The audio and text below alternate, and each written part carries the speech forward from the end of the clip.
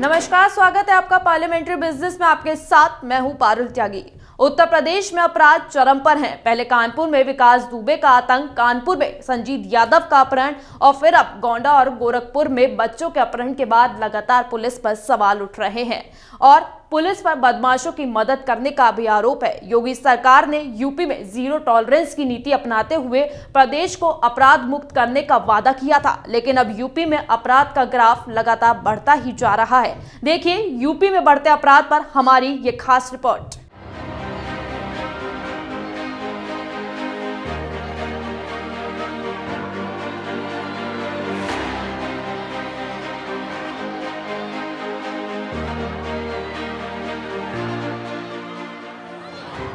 उत्तर प्रदेश में लगातार हो रही आपराधिक घटनाओं ने पुलिस पर सवालिया निशान खड़ा कर दिया है।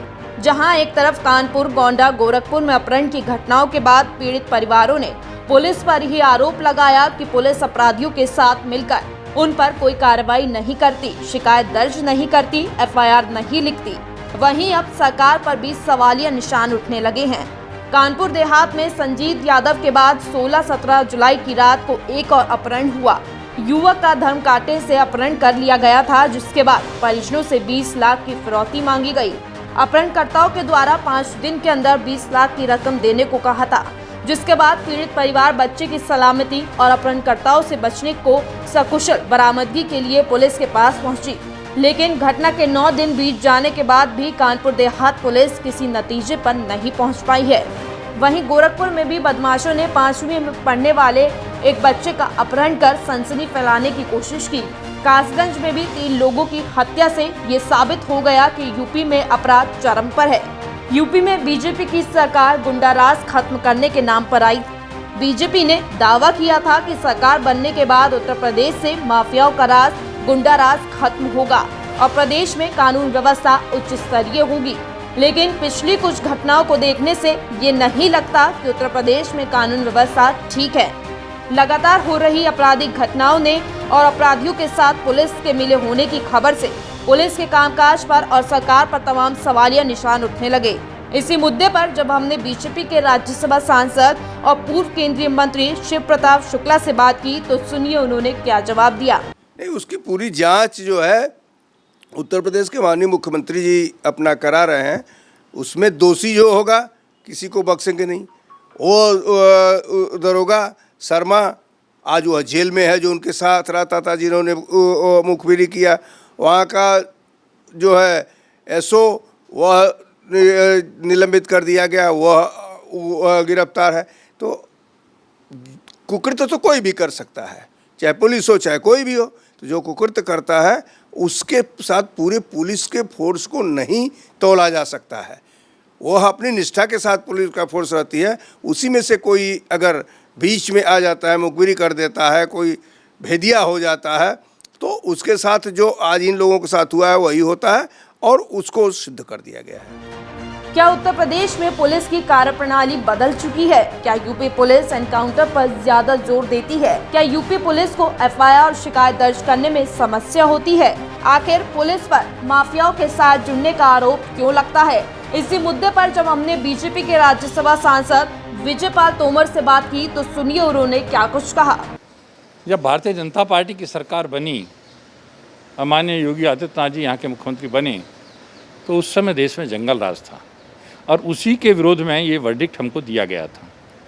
और उसके बाद जिस तरह से अभियान चला, तो या तो बदमाश जेल के अंदर चले गए थे या भाग गए थे। खुद सरेंडर किया था जाकर। पश्चिमी उत्तर प्रदेश के बराबर बदमाश कहीं नहीं थे। शामली, मुजफ्फरनगर अपहरण होते थे, सबको इनको थानों में जाकर के सरेंडर किया था इन लोगों ने।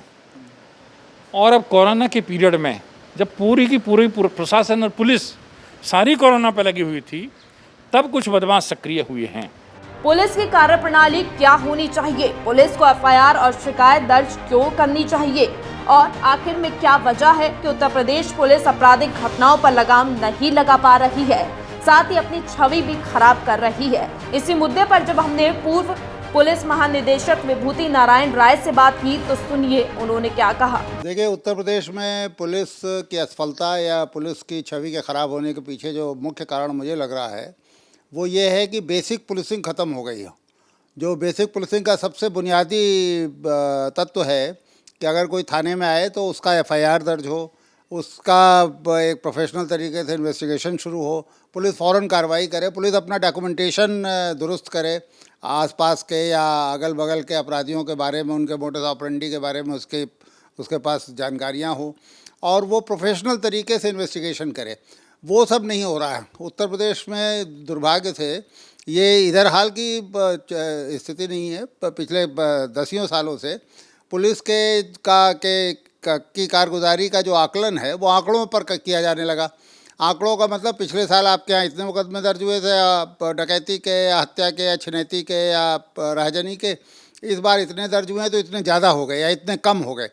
तो ये एक सीधा संदेश दिया जा रहा है कि एफआईआर दर्ज न की जाए। लगातार सामने आ रही अपहरण और हत्याओं की घटना को लेकर कांग्रेस महासचिव प्रियंका गांधी वाड्रा ने सीएम योगी आदित्यनाथ को एक चिट्ठी लिखी। इस चिट्ठी में उन्होंने प्रदेश में बिगड़ती हुई कानून व्यवस्था की ओर उनका ध्यान आकृष्ट कराया है। प्रियंका गांधी ने मुख्यमंत्री योगी आदित्यनाथ को लिखे गए पत्र में कानपुर, गोंडा और गाजियाबाद में हुई अपहरण की घटनाओं का जिक्र करते हुए लिखा कि प्रदेश की जनता इस वक्त अपराध की घटनाओं से परेशान है। उन्होंने लिखा कि मुख्यमंत्री को कानून व्यवस्था ठीक करनी चाहिए। वहीं आगरा जिले में जाति को लेकर भेदभाव की एक दुखद घटना भी सामने आई है, जिसके बाद इस पर मामले पर मायावती ने भी ट्वीट किया। मायावती ने ट्वीट करते हुए लिखा कि यूपी में आगरा के पास एक दलित महिला का शव वहां जातिवाद मानसिकता रखने वाले उच्च वर्गों के लोगों ने इसलिए चिता से हटा दिया क्योंकि वो शमशान घाट उच्च वर्ग का था, जो ये अति शर्मनाक और अति निंदनीय भी है। यूपी में तमाम आपराधिक घटनाओं एक के बाद एक घटने से यूपी सरकार और यूपी पुलिस पर सवालिया निशान उठने लगे हैं। विपक्ष को भी मौका मिल गया कि भारतीय जनता पार्टी की सरकार जिन मुद्दों पर आई थी कि उत्तर प्रदेश से गुंडाराज खत्म कर देंगे, आज वही उत्तर प्रदेश सरकार गुंडे माफियाओं का गढ़ बनता हुआ नजर आ रहा है। पार्लियामेंट्री बिजनेस के लिए अभिषेक दुबे की रिपोर्ट। इस रिपोर्ट में बस इतना ही, लेकिन देश दुनिया की तमाम खबरों के लिए आप देखते रहिए पार्लियामेंट्री बिजनेस।